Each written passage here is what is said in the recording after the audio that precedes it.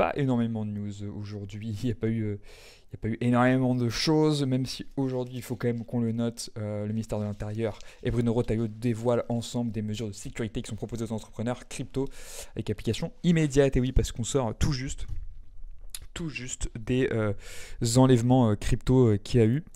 Donc, il y a eu un besoin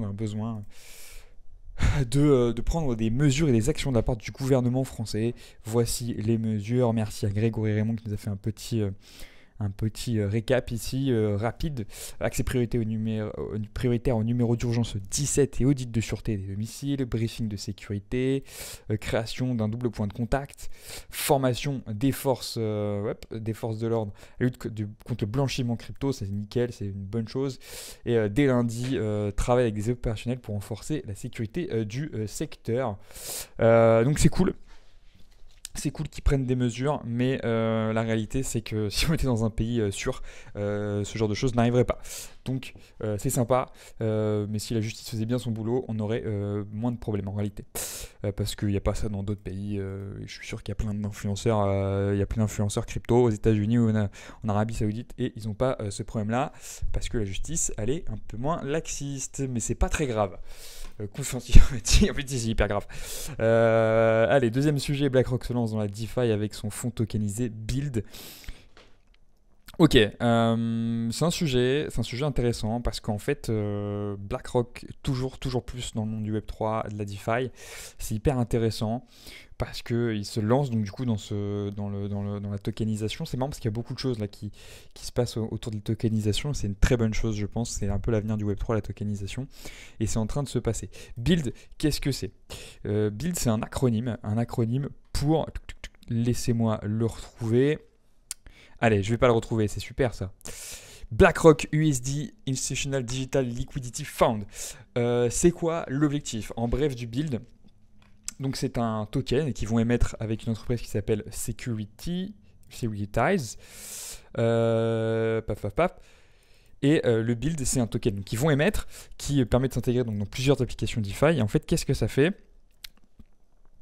Les institutionnels, alors il faut pour pouvoir se procurer du build, il faut 5 millions. C'est pour les institutions, c'est quelque chose d'institutionnel. Mais le truc, c'est que si tu es un institutionnel et qui investit dans le fonds BlackRock, qui achète, je sais pas, des obligations, tout un tas de choses, tout un tas de produits financiers, tu vas pouvoir échanger. Tu vas obtenir plus ou moins un token build. Voilà, donc est entièrement échangeable un contre les fonds Build. Donc le S-Build qui est un token qui est échangeable un contre les fonds Build. Donc je ne sais pas si ça vaut $1 ou je ne sais pas trop exactement comment ils estiment la valeur du Build. Mais tu vas pouvoir échanger ton token contre des stablecoins par exemple. Voilà, contre des stablecoins. Et donc c'est intéressant parce que du coup tu vas garder tes systèmes financiers. Tu vas peut-être tes fonds et tes produits financiers pouvant échanger. Donc j'ai pas extrêmement bien compris, je pense que j'ai fait une vidéo plus détaillée sur ce sujet là et me renseigner correctement pour vraiment voir ce que c'est, parce que c'est intéressant, parce que c'est de la DeFi mais pour les institutions, donc il y a quand même quelque chose à checker, à regarder, ça peut être intéressant de bien comprendre. Mais bref, ça va permettre aux institutionnels de pouvoir continuer à acheter des produits, à les échanger en dehors des horaires d'ouverture notamment, puisque étant donné qu'ils vont être corrélés à des produits financiers du monde traditionnel, le monde de la finance traditionnelle, mais qu'ils seront liés à des blockchains, ils ne seront pas soumis en réalité aux réglementations qu'il y a sur les mêmes produits financiers au terme d'horaire d'ouverture des marchés. Donc voilà, c'était intéressant, je trouve que c'était une petite news assez sympathique. BlackRock qui se lance toujours plus dans le monde de la DeFi et du Web3 et des crypto-monnaies. Donc c'est assez intéressant, je trouve. Voilà, ensuite on peut enchaîner sur Coinbase Stocks Rebound 7% après la cyberattaque. Et c'est que on verra juste après ça. Et ben oui, tout à fait. Hier, évidemment, il y a eu le petit piratage de Coinbase. Alors, c'était un piratage, enfin, c'est pas un piratage, c'est pas un hack. Ce sont une fuite de données qui vient de l'interne. Donc, il y a des gens qui travaillent chez Coinbase qui, en échange d'argent, ont tout simplement divulguer des informations de chez Coinbase sur des utilisateurs, ce qui a permis de faire du phishing. Et on estime à 45 millions de dollars les pertes des utilisateurs. C'est-à-dire que grâce aux informations qui ont été révélées, des scammers ont pu faire des méthodes de phishing, ont pu faire du phishing sur les utilisateurs en question.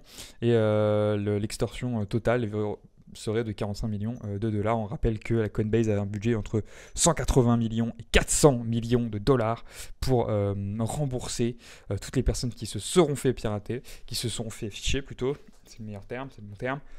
Donc c'est intéressant. Ils ont reçu une demande de rançon hier de 20 millions de dollars d'après les hackers, enfin en tout cas les personnes qui avaient les données. C'est pas vraiment des hackers du coup. Je sais pas si on peut vraiment appeler ça des hackers. Que Coinbase a refusé et a mis une prime de 20 millions de dollars pour toute personne qui pourrait révéler des informations sur les personnes qui ont fait fuiter ces informations-là. Suite à cette attaque, Coinbase a perdu de la valeur puisqu'ils sont été, je vous rappelle, ils sont rentrés dans le fonds S&P 500, dans l'index S&P 500. Pour rappel, le S&P 500, qu'est-ce que c'est? C'est les 500 meilleures boîtes américaines. Donc beaucoup de boîtes du Dow Jones ou du Nasdaq. Et il n'y a pas longtemps, juste ici, le 13 mai, on peut voir ici au niveau des chandelles, paf, petite grosse montée là à l'ouverture. Mais pourquoi? Parce que tout simplement Coinbase est rentré dans l'index S&P 500, donc du coup déjà tous les ETF vont s'activer pour acheter un petit peu du Coinbase, et puis ça donne un peu de valorisation à l'entreprise. Juste après, malheureusement le 13 ils rentrent dans S&P 500, le 15 ils se font hack, enfin ils subissent une fuite de données. Il faut que j'arrête de dire hack parce qu'ils sont pas du tout hack. Ils subissent une fuite de données importante, ils perdent un sacré montant, moins 7%. Pour être moins 7,20 entre l'ouverture et la fermeture. Donc ça fait mal. Mais aujourd'hui, ils sont remontés à 9%. Est-ce que les marchés américains sont fermés? Je ne pense pas que les marchés américains soient fermés. Peut-être que si. Attendez, là je suis en D, peut-être que ça ne marche pas. Putain, je vais mettre à 5 minutes. Ça bouge pas? Si ça bouge pas, c'est que c'est fermé. À 19h10, ouais, ça doit être ça. Je pense que c'est fermé. Mais bon, on s'en fout en fait. On s'en fout. C'est pas trop le sujet de toute façon. Tout ça pour dire, c'est hyper intéressant de voir qu'en fait, ça a baissé de 7% pour remonter juste après. Donc au final, ils sont plus haut qu'il y a 2 jours. Donc c'est quand même une bonne chose pour eux. Par contre, il y a quelque chose qui risque de faire baisser la valeur si jamais ça se révèle vrai, ou s'il y a des petites incompréhensions.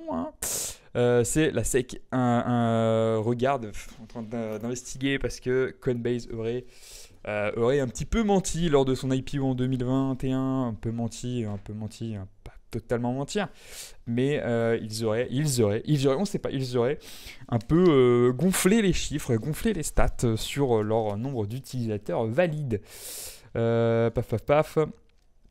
Voilà, ils ont un peu menti sur verified users. Disclosing monthly transacting users rather than verified user statistics. Bon. Je sais pas trop, mais c'est marrant, la Coinbase un petit peu sous le feu des projecteurs cette semaine. Ça doit pas être évident pour eux. Je pense que pour le CEO, c'est pas une bonne semaine. Hein. C'est qui le CEO? Comment il s'appelle, le CEO de Coinbase? Je sais plus. CEO de Coinbase, Brian Armstrong. Ouais, Brian Armstrong, putain. Brian Armstrong, heureusement qu'il a plus de cheveux parce que sinon il se les aurait arrachés cette semaine. Donc c'est bien pour lui. Voilà, c'est tout pour les news d'aujourd'hui. Pas grand chose de plus à dire. Je vous invite évidemment à vous abonner à la chaîne pour de l'actu tous les jours, ou en tout cas le plus possible.